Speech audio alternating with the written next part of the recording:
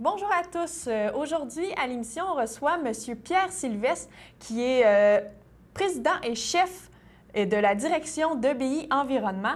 Bonjour, M. Sylvestre. Bonjour. Merci d'avoir accepté de nous rencontrer dans nos studios. C'est vraiment apprécié.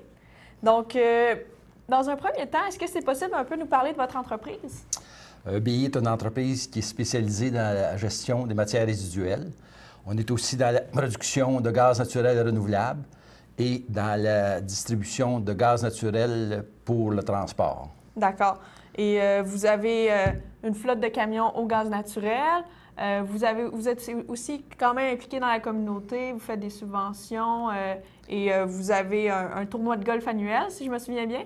Oui, pour le EBI, la protection de l'environnement et la contribution à la communauté est très important.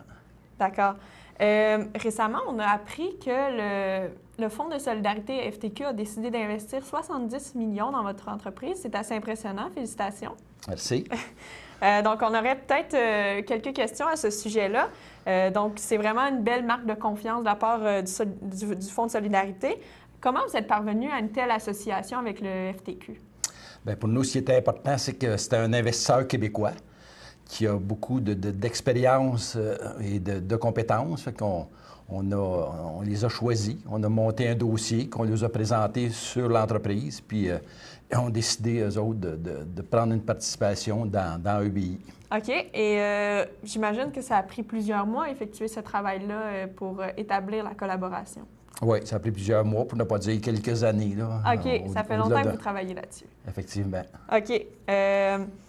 L'investissement qui a été annoncé, ça va toucher quel secteur plus précis de l'entreprise? Est-ce que ça va être général ou il va y avoir des secteurs précis? C'est général. Disons que ça va nous permettre de continuer de développer nos installations de production de gaz naturel renouvelable, d'énergie renouvelable.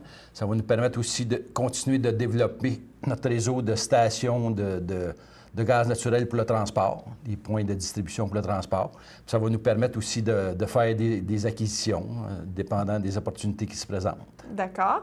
Est-ce que vous avez une idée en tête de comment vous voulez agrandir votre entreprise ou ça va venir au fil des années? Bien, disons que pour ce qui est de la production d'énergie renouvelable, c'est déjà en marche. On a des installations qu'on est en train de construire pour produire plus d'énergie renouvelable. Et puis, au niveau aussi de la distribution, on a plusieurs nouveaux points de distribution de gaz naturel pour le transport qui sont aussi en voie de construction. Puis des acquisitions aussi, on regarde différents dossiers. Je pense que d'ici 6 mois, 1 an, on va probablement faire des acquisitions aussi. OK.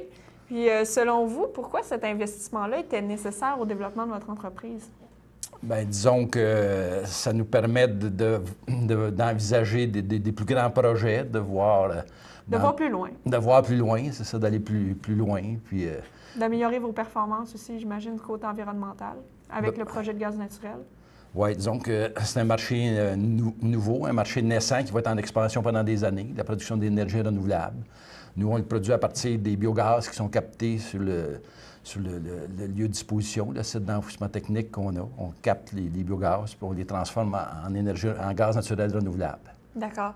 Qu'est-ce qui motive EBI à investir autant d'argent dans la valorisation du gaz naturel? Parce que c'est coûteux, il faut le dire. C'est quand même des investissements qui sont majeurs. Des investissements qui sont majeurs, mais il y a beaucoup de demandes. La demande est croissante, alors que l'utilisation d'énergie conventionnelle, c'est plutôt stagnant. Tout le monde va vers des énergies renouvelables plutôt que de rester dans des énergies conventionnelles qui, un jour ou l'autre, vont continuer de s'épuiser. Il y a un épuisement des énergies conventionnelles, fait que l'énergie renouvelable est nécessaire.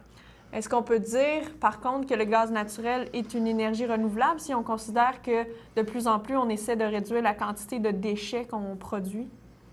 Bien, le gaz naturel est produit à partir de la partie organique des déchets. Puis là, avec la collecte à 3 voies qui a été mise en place, ça nous permet de traiter cette partie organique-là à l'extérieur du lieu de disposition, dans des installations appropriées pour ce type de produit-là, puis d'aller chercher le gaz naturel renouvelable que ça contient. OK.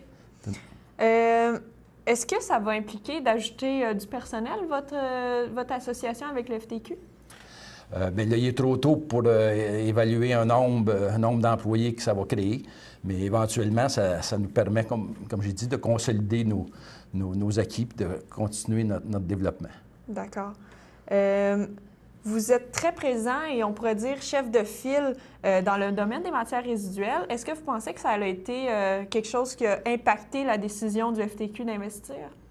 Bien, disons que le domaine de l'environnement, la protection de l'environnement, c'est un domaine qui va continuer ça aussi de se développer. Les besoins sont là de plus en plus à travers le monde. Puis l'énergie renouvelable, la production d'énergie renouvelable aussi avait beaucoup d'intérêt pour eux. D'accord. Je sais que présentement, parce que mon cousin travaille là, que vous offrez certains stages en environnement, est-ce que ça va permettre aussi cet investissement-là d'intégrer d'autres stagiaires à votre effectif, je pourrais dire? Oui, on a toujours besoin de personnel. On est en manque de personnel dans plusieurs départements. S'il y en a qui veulent faire application, bienvenue, y compris des stagiaires. On est toujours ouvert à ça. Ouvert à ça. On est toujours en embauche. On manque de personnel, entre autres des mécaniciens, des chauffeurs de camions, d'autres. C'est varié. C'est varié. Puis il y a des spécialités aussi qui sont recherchés. Qui sont recherchés. Bien oui, bienvenue aux stagiaires. Parfait. Est-ce que vous pouvez aussi nous parler, j'ai vu sur votre site web que vous aviez un projet pilote pour le recyclage du verre. Est-ce que vous pouvez nous en parler un peu plus longuement? Oui, c'est avec Recyc Québec. Ça a commencé il y a un peu plus d'1 an. Là. On a fait l'acquisition d'équipements spécialisés là-dedans pour recycler le verre. On est à l'essai avec Recyc Québec. On travaille là-dessus. On est plus dans un mode recherche présentement, si je comprends bien. Bien, c'est dépassé la recherche. C'est au niveau commercial. C'est vraiment des installations commerciales qui traitent le verre qu'on récupère dans la cueillette sélective. Là. Intéressant. Ouais. Donc, on espère que prochainement, on va avoir vraiment des avancées dans ce domaine-là parce qu'on voit dans les médias qu'il y a beaucoup de controverses à ce sujet-là. On va suivre ça de près de votre côté.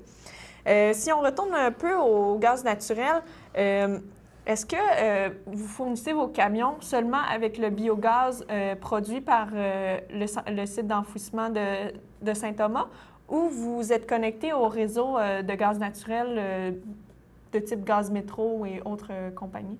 Oui, on est raccordé sur le réseau de distribution aujourd'hui Énergie, le Gaz Métro. On change de nom. Énergie, c'est ça. On est branché sur le réseau parce que à ce moment-là, on a accès partout, à Berthier, à Montréal, à Joliette. Partout où est le réseau, on n'a qu'à se brancher sur le réseau pour avoir accès au gaz naturel du réseau. Parfait. Il est ici important de faire une petite mise au point. Comme le réseau de gaz naturel, de biométhane, biogaz, on peut l'appeler comme on veut, qui vient de EBI, est relié au réseau Énergir, il faut dire que, dans le fond, les camions de EBI ne sont pas alimentés seulement par le gaz naturel qui vient des sites d'enfouissement, donc d'une certaine énergie renouvelable qui vient des sites d'enfouissement. Ce que ça veut dire, c'est qu'il y a une majorité du gaz du réseau d'Énergir qui alimente notamment les camions de la flotte de billes, qui vient du gaz de schiste américain.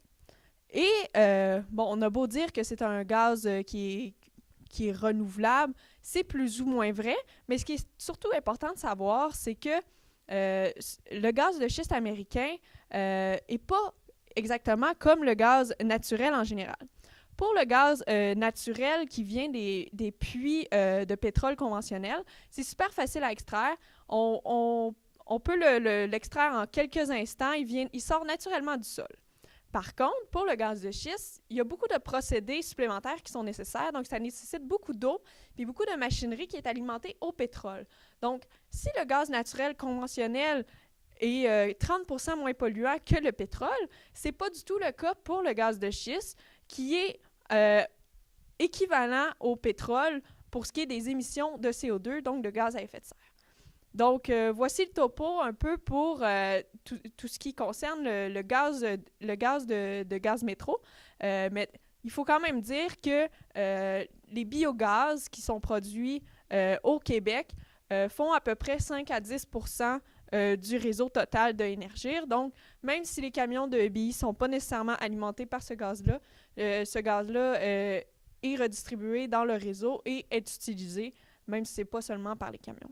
Donc, je vous remercie beaucoup, M. Sylvestre, d'avoir apporté toutes ces précisions sur la subvention qui a été, l'investissement qui a été fait par le FTQ dans votre entreprise. On vous souhaite bon succès, puis merci d'être venu dans nos studios. Merci beaucoup, je suis toujours disponible. Merci.